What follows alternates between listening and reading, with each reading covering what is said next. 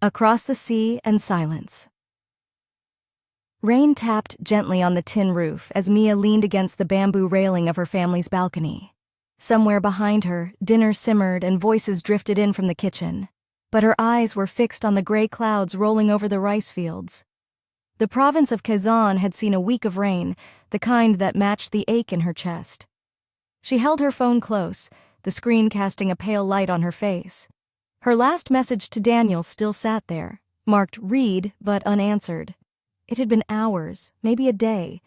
Time differences blurred things. He was in Oregon, half a world away. They'd met 2 years ago, by chance on a poetry forum. What started as trading verses turned into hours of conversation across oceans and time zones. They'd fall asleep to each other's voices, she with morning birds chirping outside her window, he with the hum of late-night traffic from his small apartment.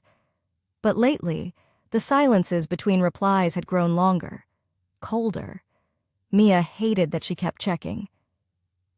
Daniel sat alone in his car, parked near the edge of Cannon Beach. The wind blew in from the Pacific, rattling the trees behind him. It was just past 4 a.m, and sleep had once again slipped through his fingers. He glanced down at his phone.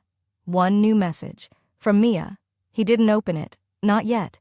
He missed her, more than he wanted to admit. Her voice had become a kind of home, but life had gotten heavier lately.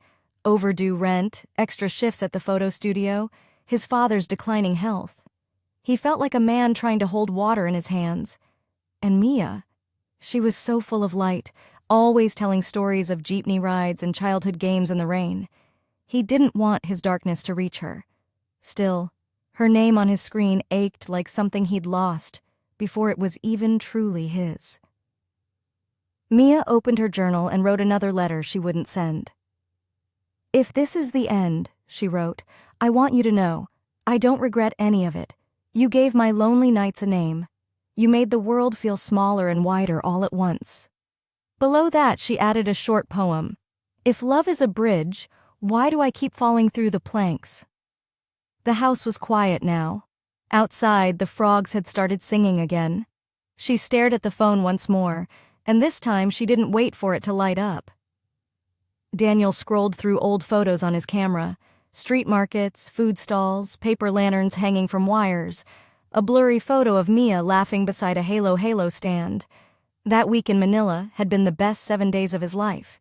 He could still smell the air, feel the sun on his skin, her hand in his. He thought about calling her.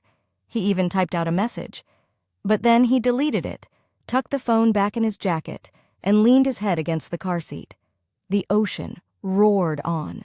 Somewhere between Oregon and Quezon, between midnight and morning, between love and leaving. A message was sent. But by the time either of them looked, the other had already looked away. The end. Or maybe not.